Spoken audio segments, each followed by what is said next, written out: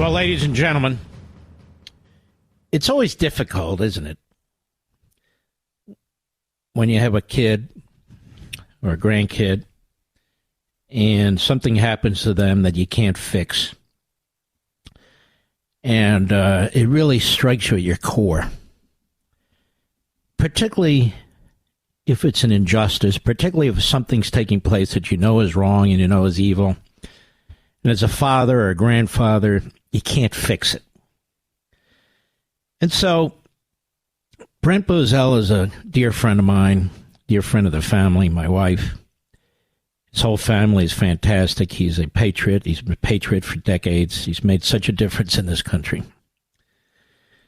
And you saw the press last week, and I wanted to give Brent the opportunity, if he wanted to talk about this and what happened to his son, to the extent he wants to or doesn't want to. And Brent Bozell, God bless you, my brother. The floor is yours. Well, the first thing I want to say, Mark, is thank you. And also thank Julie for the kindnesses that you've shown through this whole ordeal. And you and I have been talking about this for quite some time. No, look, this is a situation, I think you and I disagree a little bit about Judge John Bates, who presided over the trial. But in the final analysis, it was a difficult trial to adjudicate.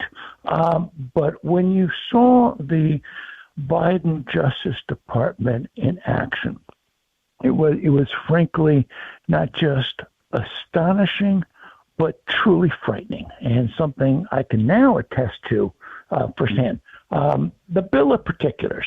My son is not a political person. My son is a husband and a father to 3 young girls. He doesn't participate in any political organization. The only thing that he participated in leading to January 6th was a prayer group that prayed the rosary every day for America. He, like tens of millions of others, believed that the election was stolen, and he came to Washington to the Trump rally. Now, leading up to that rally, he did again what tens of millions of people do, and I would guess that 98% of your audience did in private text messaging or private emailing messaging to friends or family, which is to say vent, to say things that we've all said at one point or another, storm the breaches, the hell with them, we've got to take over America, et cetera, et cetera. We all do that in emails or whatever to each other. My son doesn't post on social media. My son did not take any public statements on anything. My son texted it to family members and about 2 or 3 friends. He texted all manner of things, including his plans to come to Washington to organize a music festival at the presidential rally on January 6th. Okay, so he went to the rally with his mother and 2 other brothers, and all hell broke loose with the tear gas and whatnot, and everyone got separated. At the end of the day, this is what my son did. He went into the Capitol, which he ought not to have done. He went to one of the decks, on the outside decks, was standing next to a policeman, talking to a policeman. Again, a crowd gathered, going down the stairs behind him, curving steps behind him. When it gained maximum pressure where it couldn't move anymore, someone said push. The whole group pushed forward. My son, who was at the top of the steps, went forward and went towards the policeman. Now, why is all this important? Because stop and back up. When the charges were first filed, my son was accused of breaking 2 windows, 2 felonies, and then an assortment of other charges once he entered the Capitol. My son was willing, absolutely stood up and was willing to take his medicine on all those. but he was not willing to take a plea deal on obstruction, which he knew was going to be thrown out by the Supreme Court, and the Justice Department was trying to ram down everyone's throats.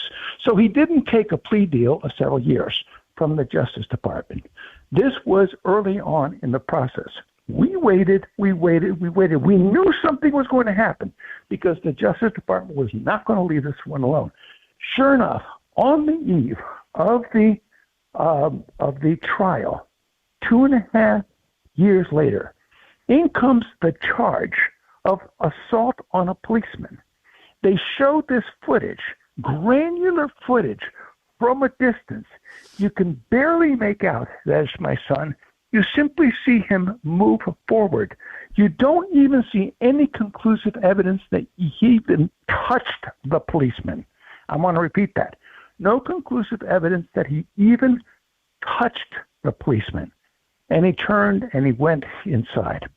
Why was it assault? Well, until this trial, I didn't know the technical meaning of assault. We all think it means attack. It doesn't. It means attack or impede or interfere with the policeman's duties. And on that was the assault charge. And on that, he was found guilty.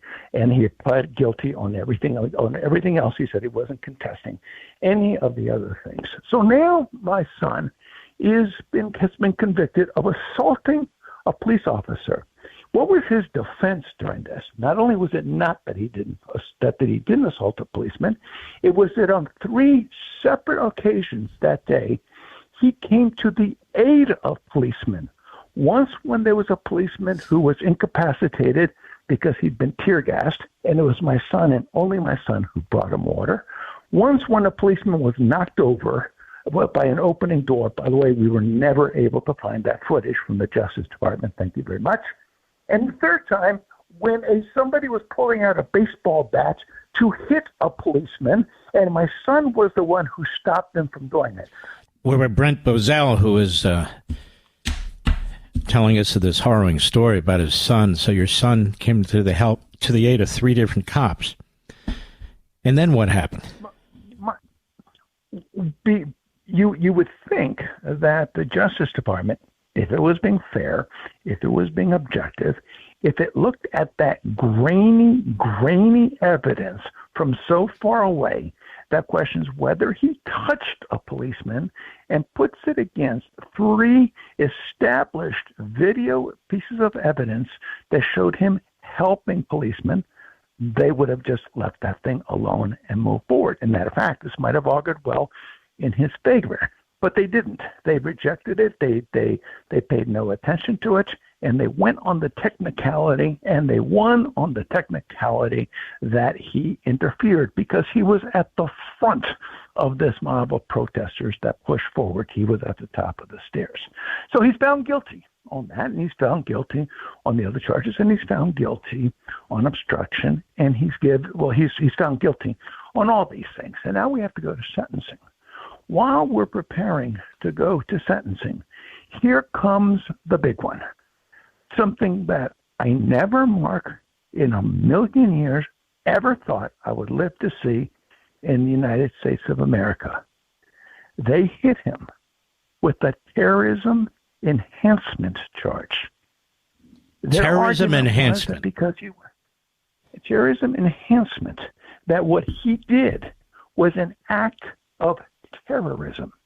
And therefore, my son, whose greatest criminal offense is a traffic ticket, my son would be now considered on the same level as Benghazi terrorists, as the people who flew the planes into the buildings in 9/11, as same as Osama bin Laden, for having brushed by a policeman. So it went to sentencing, and then we learned something else. We learned that the Justice Department was lying about one of the charges. This was uncovered by Judge Bates himself, who pointed out that deep in their reports, in a footnote, they showed the price of one of the windows that had been broken. The replacement was $867. $1,000 is the threshold for a felony. This had been a misdemeanor the whole time. When the judge pointed it out to the Justice Department hack, she said that, well, the whole frame had to be replaced. To which he pointed out, well, if that was the case, why did you put a price on the window pane? Of course it was just the window pane, and she finally admitted it.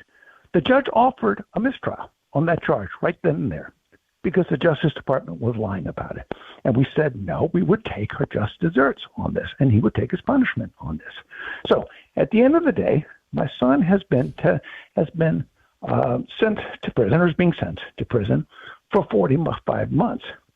What I'm putting this in perspective with is everything that the United States saw happen in 2020. In 2020, we all watched when America went up in flames. We all saw Antifa and BLM set fire to one city after another: Seattle, Minneapolis, Portland, New York, St. Louis, Los Angeles, Washington, D.C., so many others. Police stations were torched. Dozens of officers were injured. Molotov cocktails were thrown at them. Dozens of people died. The damage was estimated at $1.2 billion, the highest in history. Now, where was the Justice Department, the Biden Justice Department? There. Silence. Crickets. Tens of thousands of crimes have never been prosecuted, and Mark, will never be prosecuted by this Justice Department. They have let them take a complete walk. In fact, in New York City, the city is paying rioters $13 million for having arrested them. And there's the same kind of settlements is going with cities all over America. So I put that in juxtaposition with breaking two windows and brushing past a policeman if he touched him and entering the Capitol when he should not have. He got 45 months by the Biden Justice Department. People have to understand, we've made this charge before, and I've made this charge before from a theoretical position. Well, now I can say it from a first-hand position. This is a Justice Department that is clearly out of control. It has no interest whatsoever in justice. Mark, you know it, and I know it. His son, my son, is named Leo Brent Bozell IV. They did that because of my name and because of my family and my family's history and because I'm supporting Donald Trump. And they're trying to I'm convinced of this, they're trying to set the table for a conviction of the president, where they're going to say, if they can pin a terrorism enhancement on someone like my son, they would say, if they convicted the president, they would say, you're the mastermind, you're a terrorist. Just watch, Mark, they're going to do it. Wow, Brent, that's just so horrendous. How is your son? You know, Mark, thank you. He's blessed with an unbelievably strong Christian faith. He's blessed with a beautiful bride, and he's blessed with 3 little children. He's blessed with a community. Look, he was doxxed when it first came out. He was wearing his children's Catholic a sweatshirt, a grade school sweatshirt. That was his disguise on January 6th. But he was doxxed by the left. They went to his home. They sent people to his home. They did the most incredible insults imaginable. They tried to get him fired from his job. On and on it went. But the community has rallied around him. They've protected his children. They've protected his wife. So it's a wonderful thing to say. And, you know, Mark, I can't tell you where he is because if I did, the left would become unhinged. Mm-hmm. No, you can't do that. And in America, what's happened to America? And Mark, would any conservative organization ever treat a leftist organization the way it behaves? I repeat that. Ever treat a leftist organization, no matter how radical, would we ever do to them the way they behave now? They're in this for keeps. This is going to get worse before it gets better. Mark my words on it. You know it, and I know it. I'm very, very concerned about the future. They're going to do enough. They're going to do everything, and I mean everything in their power to stop Donald Trump from being president. Even listen to Biden today talking to black students at Morehead College. Listen to him, the things that they say right now in court, outside of court, their media. These people, if they lose the election, I don't think they're going to accept it. I don't think they're going to accept it. When Trump won the first time, they didn't accept it. And they tried to put him in prison. They tried to get him impeached and removed. They're trying to break him. 91 charges. I mean, let me ask you this, Brent. I mean this quite seriously. The media will, sure. Well, meanwhile, the media say it's conservatives who are trying to interfere with elections. Yeah, while right now, they tried this year to keep Trump off 36 different state ballots. They were trying this before the court threw all that out. I'm sorry, I interrupted. No, America has changed. The question is whether we can get it back, isn't it? Yeah, the question is, can we do it peacefully, or is it going to be? Is this going to come down to something awful? And my concern is that it might. The only thing that's going to prevent this, I believe, is people who come to Congress who are serious, as opposed to the clown show we have right now, where 90% of the Republicans are there showing up to get elected. They give wonderful speeches to raise their tens of millions of dollars. They make all sorts of promises on the campaign. They come to Washington and they head for the tall grass. They will be found nowhere. It's always a handful of senators, and it's always about 20 members of the House who are doing all the heavy lifting for the Republicans.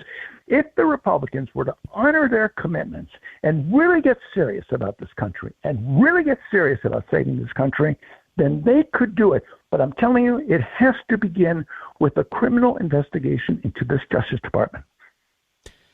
I actually think there ought to be some kind of a blue ribbon committee with solid people appointed to it that have boundless ability to investigate, subpoena power, and all the rest.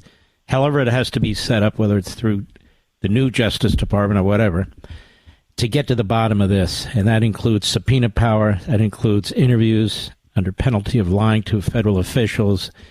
It starts with Garland. It works its way right down through the ranks. And you're right. It's the only way it's going to get done. It's the only way we're ever going to fix it, if it can be fixed. And I do believe there are plenty of Joe Lieberman, left-wing political Democrats who have a sense of honor. Maybe they're 5. I don't know. But not too many. There.